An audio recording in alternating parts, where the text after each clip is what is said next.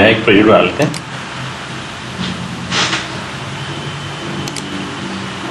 और यहाँ से हम शुरुआत करते हैं। पहले पहला टॉपिक समझने में ओवरलोडिंग और ओवरराइडिंग में डिफरेंस कोड से। तो अभी हम लोगों ने बात करी कि ओवरलोडिंग ओवरराइडिंग होता क्या है। तो सबसे पहले हम ओवरलोडिंग पे ध्यान देते हैं और फिर ओवरराइडिंग करेंगे। जैसे मैंने आप लोगों को बताया कि फ्लिपकार्ट पे अगर आप सर्च कर रहे हो तो सर्च करने के पैरामीटर्स अलग अलग हो सकते हैं। प्राइस वाइज सर्च हो सकती है, ब्रांड वाइज सर्च हो सकती है, टेक्नोलॉजी वाइज सर्च हो सकती है, यानी कि आपके प्रोडक्ट वाइज सर्च हो सकती है। तो यहाँ जाकर इसका ओवरलोडिंग डेमो बनाते हैं।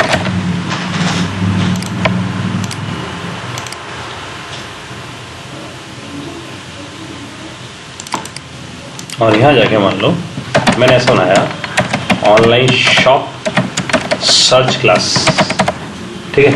और यहाँ जाके मैंने एक मेथड बनाया वाइड सर्च, और इस सर्च में मैंने बोला कि हम सर्च कर रहे हैं स्ट्रिंग ब्रांड वाइज।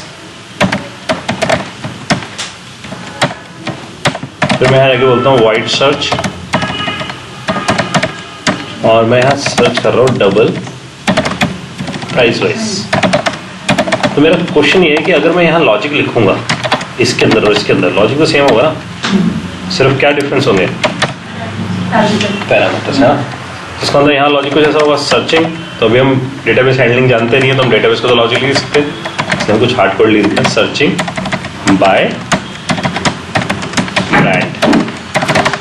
और यहाँ जाके हम स्पेसिफाई कर देते हैं ब्रांड वाइज, और यहाँ जाके स्पेसिफाई करते हैं सर्चिंग बाय प्राइस, और प्लस क्या कर देते हैं यहाँ पर प्राइस वाइज। सबको समझ आ रही बात। और अब जाकर हम यहाँ इसका ऑब्जेक्ट बनाते हैं, इसे यूज करते हैं। तो online shop search, shop equals to new online shop search, और यहाँ जाके हम लिखते हैं shop dot search and then I specify 9000। तो आप सबको पता है 9000 डाला है, तो ऑब्वियस ही बात है ये मैं ऐसा बोलूँ 0.00, तो किसको कॉल करने वाला है, डबल को। अगर मैं नहीं डालता .00 तो इंटीजर जाता, और ये हमेशा क्या देखता है जब इंटीजर नहीं मिल रहा तो उससे ऊपर वाले को ढूंढता है। तो डबल उससे बड़ा है तो ऑटोमेटिकली टाइपकास्ट हो जाएगा पेरेंट पे, दैट इज इम्प्लिसिट टाइपकास्टिंग। और अब यहाँ जाके हम लिखते हैं शॉप डॉट सर्च, और मैंने यहाँ ब्रांड दे दिया एप्पल। तो आप सबको पता है कि डबल कोट्स में डाला है, तो इसका मतलब किसको कॉल करने वाला है, ब्रांड वाइज, राइट, क्लियर है। तो इसका मतलब ओवरलोडिंग में क्या डिफरेंट होने चाहिए, नंबर ऑफ आर्गुमेंट्स डिफरेंट होने चाहिए या टाइप ऑफ आर्गुमेंट्स। तो अगर आप यहाँ देखो नंबर ऑफ आर्गुमेंट सेम है ना, इसमें भी एक आर्गुमेंट है, इसमें भी एक आर्गुमेंट है, but the thing is type is change. अब मैं यहाँ नंबर ऑफ आर्गुमेंट एक्सीड कर सकता हूँ, तो जैसे मैं ऐसा बोलूँ, इसी कॉपी करें, पेस्ट करें, और यहाँ जाके बोलें स्ट्रिंग ब्रांड वाइज, और मैं लिखूँ search by brand and price. तो यहाँ डाल देते हैं हम प्लस करके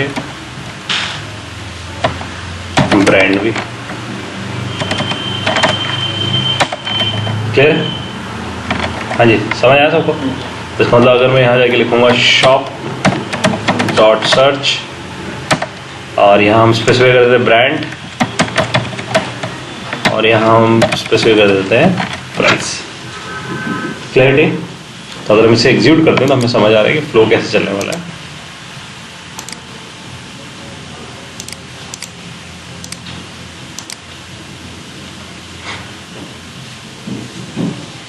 क्लियर है। अब इसमें बोलते हैं, ये इंट्रो में से क्वेश्चन पूछा जाता है कि क्या ओवरलोडिंग रिटर्न टाइप पे डिपेंडेंट है। इसका मतलब अगर मैं इसकी रिटर्न टाइप कर दूं डबल, और इसकी कर दूं मैं इंटीजर, और इसकी कर दूं मैं स्ट्रिंग, तो उसे कोई फर्क नहीं पड़ता। वो कहता है मैं तब भी आर्गुमेंट चेक करता था, अभी भी आर्गुमेंट से चेक करूंगा। तो ये इंटरव्यू में ऐसे क्वेश्चन पूछा था, देखो कि अगर मैं सेम सर्च मेथड बना दूं सेम पैरामीटर के साथ, इसका मतलब मैं बोलूँ कि भाई सेम पैरामीटर से मैंने यहाँ बना दिया। सब रेडी क्यों आप सबको पता है, क्योंकि मैं यहाँ जाकर रिटर्न कर दूं। सर वॉइड वैल्यू क्यों दिखा रही है? अभी आएगा ना समझ, देखो रिटर्न, और मैंने यहाँ जाकर लिखा नल, है ना, क्योंकि मैं रिटर्न कुछ नहीं कर रहा इसमें वैल्यू, इसमें रिटर्न कर देता हूँ रिटर्न 0, या प्राइस ही रिटर्न कर दो उठाकर, जो आया वही प्राइस आपने यहाँ रिटर्न कर दिया, और यहाँ हमने रिटर्न कर दिया इंटीजर रिटर्न करना, 0 रिटर्न कर दिया। ठीक है, तो आप देखो दो जगह से नीचे से एरर गायब हो गया क्योंकि रिटर्न कर दिया हमने। तो ऊपर एरर है, क्यों एरर है? क्योंकि वो कहता है भाई आर्गुमेंट्स तो सेम है, मैं क्या नहीं चेक करता, रिटर्न टाइप से मेरे को मतलब नहीं है, चाहे बदल दो रिटर्न टाइप, मैं हमेशा क्या चेक करूंगा? आर्गुमेंट्स चेक करूंगा। तो आपको ध्यान रखना, overloading is not depend on return type. Overloading किस पे डिपेंड नहीं करती? रिटर्न टाइप पे कभी डिपेंड नहीं करती, वो सिर्फ एक ही रूल है उसका जो आपको याद रखना है। Number of arguments must be different और type of arguments must be different. या तो ये होना चाहिए, ये होना चाहिए। That's it. क्लियर है बात? समझ आया अब लोगों को सबको? This is overloading. हमें ओवरलोडिंग का फंडा समझ आ गया। सो इसमें कमेंट। ठीक है जी, अब हम बात कर रहे हैं ओवरराइडिंग के डिफरेंस की।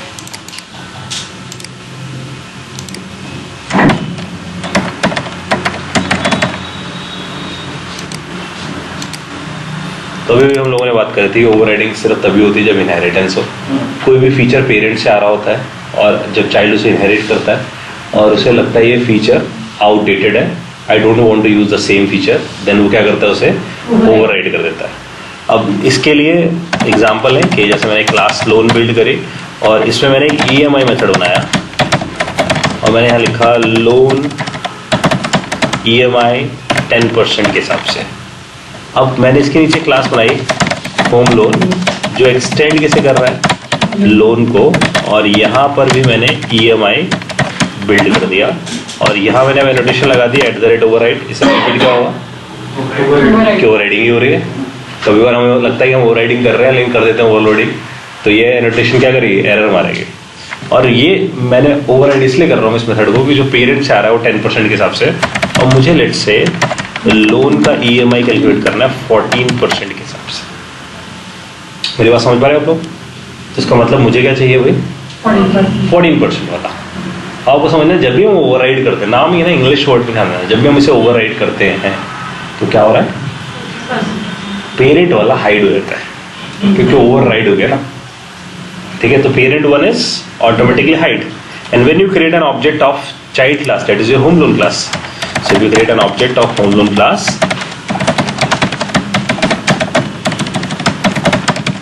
और मैं यहाँ जाके कॉल करता हूँ लोन डॉट, अब देखना जरा EMI के आगे क्या लिखा रहा है? Home loan. इसका मतलब वो कैसे कॉल करेगा? हमेशा चाइल्ड वाले को, विच इज ओवररिडन, और ये कैसे कॉल करना भूल गया है? पेरेंट वाले को।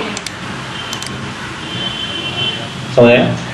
If you want to call both, अगर आपको दोनों कॉल करने हैं तो आपको क्या लिखना है? Super dot EMI, then I run it. समझ आया सबको? तो क्या समझ आया? ओवरराइडिंग क्यों कर रहे हैं? जब पेरेंट्स को फीचर आ रहा है and that feature is outdated, तो आप उस फीचर को एनहांस करना चाहते हो, नया बनाना चाहते हो, देन यू ओवरराइड इट। तो इनहेरिटेंस के केस में ही ओवरराइडिंग। सर इसके ऊपर कीवर्ड लगाया था तो ये दोनों में काम करते हैं। मेथड या कंस्ट्रक्टर ले लेते हैं तो उसमें भी काम करते हाँ, वो कंस्ट्रक्टर ही होता है सुपर ब्रैकेट, सुपर के अंदर। हाँ bracket, super then bracket, then it will call constructor. तो वो उसमें ओवरराइड कर सकते हैं। ओवरराइड नहीं कर रहे हो, पेरेंट क्लास के कंस्ट्रक्टर कॉल करने के लिए होता है। अच्छा, मुझे वैल्यू शो करेगा जो जैसे देखो, अगर मैंने यहाँ जाकर लिखा लोन और मैंने यहाँ लिखा लोन क्लास, कौन सा कंस्ट्रक्टर है भाई? डिफॉल्ट में हम सबको पता है बाय डिफॉल्ट डिफॉल्ट कंस्ट्रक्टर होता है, और यहाँ पर भी मैंने एक और कंस्ट्रक्टर बना दिया, तो हमने इनडायरेक्टली अपना डिफॉल्ट कंस्ट्रक्टर बना दिया। अब जब भी आप चाइल्ड का ऑब्जेक्ट बना रहे हो यहाँ पर, ये ऑटोमेटिकली पेरेंट के कंस्ट्रक्टर को कॉल करेगा। ठीक है, इसका मतलब बाय डिफॉल्ट क्या लगा हुआ है? इसमें सुपर लगा हुआ है।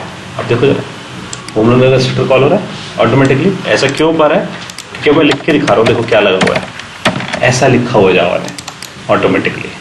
तो सुपर ब्रैकेट का मतलब क्या है?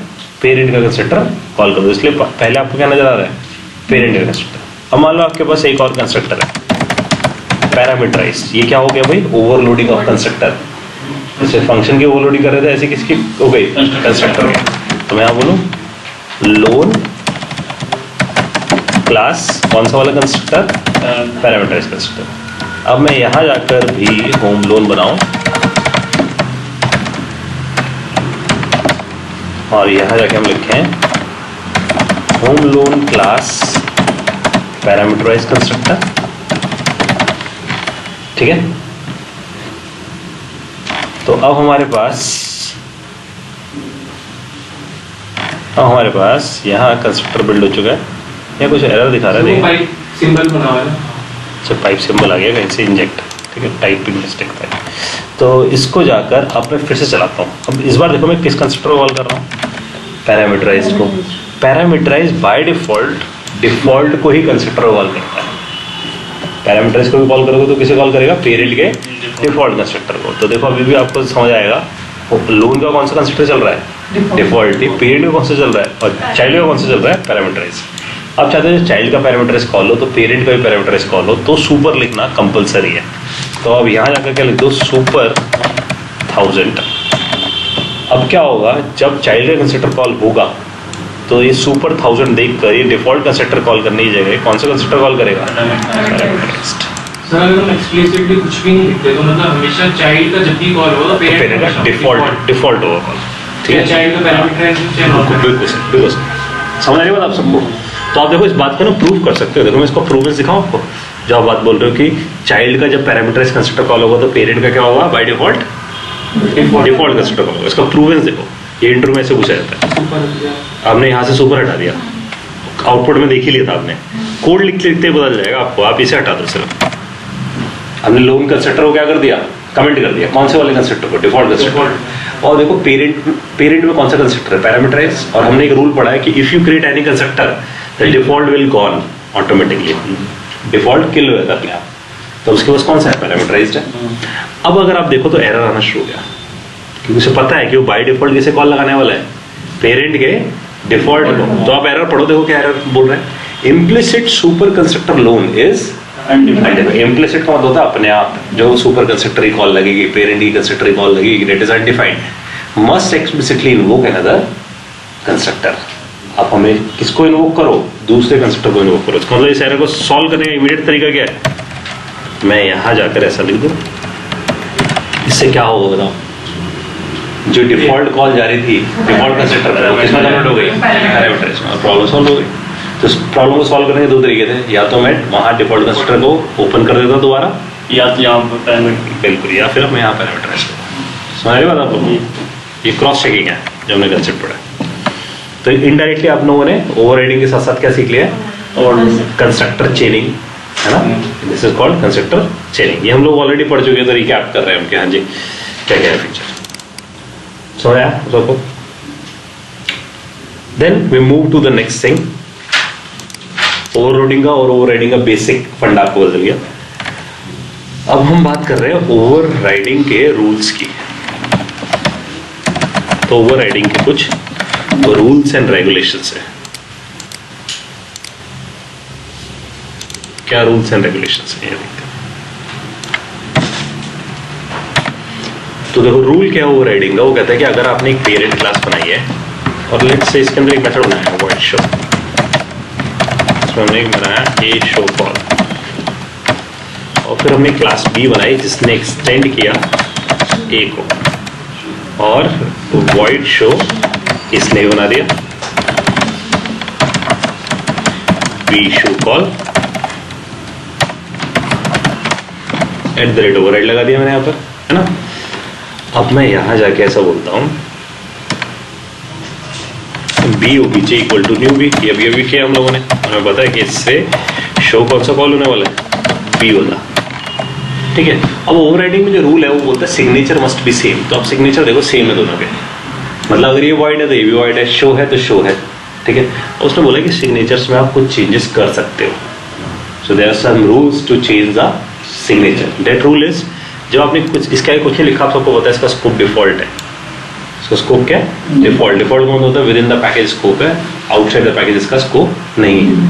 तो अगर आप यहाँ जाकर नीचे वाले मेथड में पब्लिक लिख देते हो तब भी ये चलेगा। तो आप क्या कर सकते हो, जब भी आप इनहेरिट करोगे you can increase the scope. आप स्कोप को क्या कर सकते हो, बढ़ा सकते हो। बिल्कुल ऐसा फैक्ट है कि अगर पेरेंट से कोई चीज़ चाइल्ड में आती है तो चाइल्ड उस फीचर को क्या लेके आ सकता है, आगे एक्सटेंड करवा सकता है, बढ़ा सकता है उससे, ठीक है। तो weaker access privilege is not allowed. Weaker access privilege का मतलब है कि अगर ये पब्लिक है सो ये पब्लिक होना ही चाहिए, लेकिन हम यहाँ से पब्लिक हटा दो तो क्या बन गया, डिफॉल्ट बन गया, तो इसका एक्सेस क्या कर दिया आपने, कम कर दिया, विच इज नॉट अलाउड। तो ओवरराइडिंग में आप क्या कर सकते हो, बढ़ा सकते हो एक्सेस को, but access you can not restrict it. So this is the change. तो आपको याद रखना है कि यहाँ weaker access in overridden method is not allowed. ठीक है जी, इसलिए एरर आ रहा है हमारे पास, तो इसे हम यहाँ से हटाते हैं और यहाँ हम क्या कर सकते हैं, इसे या तो प्रोटेक्टेड लिख दें क्योंकि वो भी बड़ा है उससे, या हम क्या लिख दें, पब्लिक। क्लैरिटी है, this is the first rule. ठीक है, दूसरा रूल ये है कि अगर मैं इनहेरिटेंस कर रहा हूँ तो मैं रिटर्न टाइप चेंज कर सकता हूँ। मतलब मैं जब ओवरराइडिंग कर रहा हूँ so I can change the return type, right. तो ये फीचर आया है, change the return type from 1.5, लेकिन उसका कुछ रूल है, वही रिटर्न टाइप चेंज करने का। वो रूल ये है कि अगर आपके पास एक क्लास है ई, राइट, और मैं यहाँ बोल रहा हूँ that another class E plus, ध्यान सुनना, एक क्लास है ई जिसमें वेरिएबल है इंटीजर एक्स और वाई, दो वेरिएबल्स है, और एक ई प्लस है जिसने एक्सटेंड कैसे किया है, ई को, और इसमें वेरिएबल है जेड। तो मैं आपसे पूछूं ई प्लस में कितने वेरिएबल है, तीन है ना, दो ऊपर से आ गए, एक अपने पास है इसका। अब मैं अगर आपसे बोलता हूँ कि ये शो फंक्शन है, ये मेरा शो फंक्शन है, ये मेरे को दो वैल्यू रिटर्न करना चाहिए, ध्यान सुनना मेरी बात। ये जो फंक्शन है ये कितनी वैल्यू रिटर्न करना चाहिए, दो इंटीजर रिटर्न करना चाहिए। रिटर्न सिर्फ एक चीज हो सकती है, दो इंटीजर कभी भी रिटर्न हो ही नहीं सकते हैं, इम्पॉसिबल है। तो अगर आपसे कभी कोई बोले कि भाई एक से ज्यादा वैल्यू रिटर्न कराओ, मल्टीपल, जैसे कोई बोले नेम, एज, सैलरी, बोनस, ये सब मेरे को रिटर्न चाहिए, तो आपका आंसर होना चाहिए रिटर्न ऑब्जेक्ट। क्या रिटर्न करा दो, ऑब्जेक्ट रिटर्न कर दो। अगर आप पूरा ऑब्जेक्ट रिटर्न कर दो तो सब चीज आ जाएंगी ऑटोमेटिकली, है ना। ऑब्जेक्ट रिटर्न करने का इनडायरेक्ट मतलब है रेफरेंस रिटर्न करना। ऑब्जेक्ट थोड़ा रिटर्न हो रहा है, ऑब्जेक्ट का क्या रिटर्न हो रहा है, रेफरेंस रिटर्न। रेफरेंस हमारे पास क्या है, रेफरेंस मेरे पास एड्रेस की तरह। अगर आप एड्रेस को देखोगे तो एक ही तो वैल्यू है, इसका मतलब रिटर्न एक ही चीज होती है। इनडायरेक्टली रिटर्न क्या होता है, सिर्फ एक ही चीज होती है, आप रेफरेंस रिटर्न कर रहे हो बस अल्टीमेटली। सर जैसे इसमें हमने वॉइड का ई कर दिया, फिर रिटर्न न्यू ई कर देंगे तो उसका रेफरेंस आएगा। बिल्कुल सही। तो इसका मतलब अगर मैं यहाँ लिख दूँ ई, तो पेरेंट क्या रिटर्न कर रहा है, ई रिटर्न कर रहा है। तो मैं इसको ऐसा सिंप्लीफाइड करके बता रहा हूँ, देखो E OBJ equals to new A, तो ऑब्जेक्ट बना, फिर मैं लिखा object dot X 100, object dot Y 200। तो आप सबको पता होना चाहिए इस लाइन से कुछ ऐसा हुआ, एक ऑब्जेक्ट बना जिस ऑब्जेक्ट में क्या आ गया, एक्स आ गया, और क्या आ गया, वाई आ गया, एक्स में आ गया 100 और वाई में आ गया 200। ऐसे हो ना मेरे पास, और इसका क्या जनरेट हुआ, एक रेफरेंस नंबर जनरेट हुआ, let's say 77 is a reference number. तो ओबीजे के पास बेसिकली क्या चीज है, 77 है। तो मैं अब यहाँ जाके ऐसे लिख सकता हूँ रिटर्न ओबीजे, तो बेसिकली आप क्या रिटर्न कर रहे हो, 77, है ना, यानी कि रेफरेंस। बात समझ आ रहा है आप सबको। और वो ओबीजे का टाइप आपको बताना होगा ना, ई है। जैसे आप लिखते हो जब रिटर्न करते हो 10, तो टाइप में क्या बताते हो, इंट रिटर्न करूंगा। अगर रिटर्न करोगे 90.70 तो टाइप में क्या बताओगे, डबल रिटर्न करूंगा। तो जब ऑब्जेक्ट रिटर्न करोगे बताओगे ना किसका ऑब्जेक्ट रिटर्न करूंगा, ई का ऑब्जेक्ट रिटर्न करूंगा। उसमें जो प्रिमिटिव टाइप्स होते हैं उसकी पासवर्ड वैल्यू होती है। बिल्कुल, वो हमेशा पासवर्ड वैल्यू होती है। ये पासवर्ड रेफरेंस है, मतलब रिटर्न बाय रेफरेंस है। पासवर्ड ना बोले, हमने ऑब्जेक्ट तो पास ही नहीं किया, ये रिटर्न रेफरेंस हो रहा है बस। हाँ जी, क्लियर है सबको बात। अब मैं अगर यहाँ जाकर आपसे ऐसा बोलता हूँ कि यहाँ एरर क्यों आ रहा है, आप सब जानते हो, क्योंकि ऊपर रिटर्न टाइप क्या है, ई, तो मुझे भी यहाँ क्या रिटर्न करना होगा, ई। अभी हम सोचते हैं हमें क्या रिटर्न कराना होगा, ई। और आपको थोड़ा सा समझ जाए कि जब हम ओवरराइडिंग करते हैं तो पेरेंट का जो फीचर होता है वो आउटडेटेड हो चुका होता है, तभी तो हम उसे ओवरराइड करते हैं। तो अगर मेरा पेरेंट ई ही रिटर्न करता है, चाइल्ड भी ई रिटर्न करता है, तो बिल्कुल ऐसा लगेगा कि दोनों एक ही काम करते हैं। इसे इवेंचुअली क्या रिटर्न करना चाहिए, ई से बड़ा, यानी कि ई से बड़ा फीचर। ई से बड़ा फीचर क्या होगा हमेशा, उसका चाइल्ड, ई का चाइल्ड। तो मैं ऐसा बोलूं मैं यहाँ क्या रिटर्न कर दूं ई प्लस, तो इनडायरेक्टली मेरे दिमाग में क्या मैसेज जा रहा है कि मैं कुछ ऐसा रिटर्न कर रहा हूं जो, देखना ध्यान से देखना, जो कि x भी रखता है, जो कि y भी रखता है, z भी रखता है। ज्यादा बड़ा हो गया ना इससे, तभी तो मैंने बनाया हुआ है फंक्शन। ओवरराइडिंग का तो क्रक्स ही है ना कि मैं तो बनाऊंगा तभी। तो ये फीचर जावा लेकर आया जावा 5 से। जब हमने कहा रिटर्न ओबीजे, तो क्या रिटर्न हो गया, पूरा पूरा object, but this is the enhance object. ये उससे एनहांस ऑब्जेक्ट है ना, जो कि पुराना वाला ई रिटर्न कर रहा था, ये क्या रिटर्न कर रहा है, ई प्लस। इस फीचर का नाम है भाई, ध्यान से सुनना, इस फीचर का नाम है कोवेरिएंट रिटर्न टाइप। आप इसे क्या बोलते हो, कोवेरिएंट रिटर्न टाइप। जावा 5 से ये फीचर आया है। बस क्लैरिटी है आप सबको। तो ये 2 रूल पढ़े हुए हम लोगों ने, ठीक है, एक वीकर एक्सेस का रूल और एक कोवेरिएंट। ये वोकैबुलरी होनी चाहिए आपकी। अगर आपसे कोई पूछ ले कि व्हाट आर द फीचर्स और what are the rules and regulations of overriding, तो आपको वर्ड यही बोलना है, वीकर एक्सेस का रूल है वहां पर और एक कोवेरिएंट रिटर्न टाइप का रूल है। देन आपको एग्जाम्पल समझाना है किसी को, अगर आपसे कोई एलिब्रेट करने के लिए बोलता है। क्लैरिटी है इसके अंदर कि हमने क्या सीखा है। अच्छा, अब मैं इसके साथ एक रूल और डाल रहा हूँ। तीसरा रूल है भाई एक्सेप्शन का रूल। तीसरा रूल है एक्सेप्शन रूल। बस इतने 3 रूल होते हैं बस। तो आपको समझना है कि जो पेरेंट होगा, अगर वो कोई एक्सेप्शन, पेरेंट का फंक्शन कोई एक्सेप्शन फेंकता है, पहली बात सोचनी है फंक्शन एक्सेप्शन क्यों फेंकेगा। फंक्शन कुछ कंप्यूटेशन करता होगा, कंप्यूटेशन करने के बाद वो 2 चीज देता है। हमेशा किसी भी चीज को कॉल लगाने में 2 चीजें बनती है, या तो सक्सेस या फेलियर। ऐसे होता है ना, सक्सेस तो रिजल्ट है, फेलियर क्या है, एक्सेप्शन है। तो अगर मैं डेटाबेस को कॉल लगाऊं, एक फंक्शन को कॉल लगाऊं, अगर वो बोलता हो ऐड वैल्यू इन डेटाबेस, तो मेरे को 2 बातें बोलेगा, या तो ऐड होगा या एक्सेप्शन आएगी। नहीं वो ऐड है ना, तो एक्सेप्शन को थ्रो करता होगा। तो अगर पेरेंट थ्रो करता है कोई एक्सेप्शन, ध्यान देना, अगर पेरेंट थ्रो करता है आईओ एक्सेप्शन, आईओ एक्सेप्शन में पता कब आती है, जब हम फाइल हैंडलिंग वाला कोड कर रहे होते हैं, यानी कि इनपुट आउटपुट कर रहे होते हैं। जरूरी नहीं कि फाइल हैंडलिंग कर रहे हो, जब भी हम इनपुट आउटपुट कर रहे हो तो एक्सेप्शन आती है। ये कहाँ से आती है, java.io में से इंपोर्ट कर दिया मैंने, है ना। और यहाँ जाकर अब मैं क्या थ्रो कर सकता हूँ, पहली चीज, अगर पेरेंट एक्सेप्शन थ्रो करता है तो चाइल्ड क्या थ्रो करेगा, तो चाइल्ड या तो कुछ भी ना थ्रो करे, इट्स ऑल राइट, तब भी ओवरराइडिंग हो रही है ना, या वो क्या थ्रो करे, जैसे कि उसने रिटर्न थ्रो कर दिया फाइल नॉट फाउंड एक्सेप्शन। किसकी पेरेंट है? अगर फाइल नॉट फाउंड को देखें तो फाइल नॉट फाउंड की पेरेंट कौन है, आईओ एक्सेप्शन। तो आपका जो ओवर रिटर्न मेथड होगा वो हमेशा क्या थ्रो करेगा, चाइल्ड एक्सेप्शंस, या तो सेम या चाइल्ड, लेकिन उससे बड़ी एक्सेप्शन नहीं थ्रो कर सकता। समझ रहे बात, जो एक्सेप्शन पेरेंट थ्रो कर रहा है उससे बड़ी एक्सेप्शन वो नहीं थ्रो करेगा, या तो सेम या छोटा, ये आपको ध्यान रखना है। क्लियर है सबको बात, तो ये क्लियर हो हम सबको। अब लेकिन इसके साथ एक पॉइंट और याद रखना, इसके साथ एक पॉइंट याद रखने वाला है, ये रूल है चेक्ड एक्सेप्शन के लिए। ये रूल किसके लिए, सिर्फ चेक्ड के लिए, अनचेक्ड के लिए कोई रूल ही नहीं है, ठीक है। तो अनचेक्ड में अगर मैं यहां लिख दूं अर्थमेटिक एक्सेप्शन, तो रन करेंगे तो आएगा नहीं फिर, और यहाँ जाके कर दूं, हाँ रन करने पे एरर नहीं आएगा, रन कर रहे हो फटेगा। मतलब मैंने लिख दिया अर्थमेटिक एक्सेप्शन और यहाँ लिख दिया मैंने रन टाइम एक्सेप्शन। अब देख रहे हो पेरेंट क्या थ्रो कर रहा है, चाइल्ड, क्योंकि अर्थमेटिक एक्सेप्शन की पेरेंट कौन है, रन टाइम, और चाइल्ड क्या थ्रो कर रहा है, देख रहे हो, उससे बड़ी वाली एक्सेप्शन।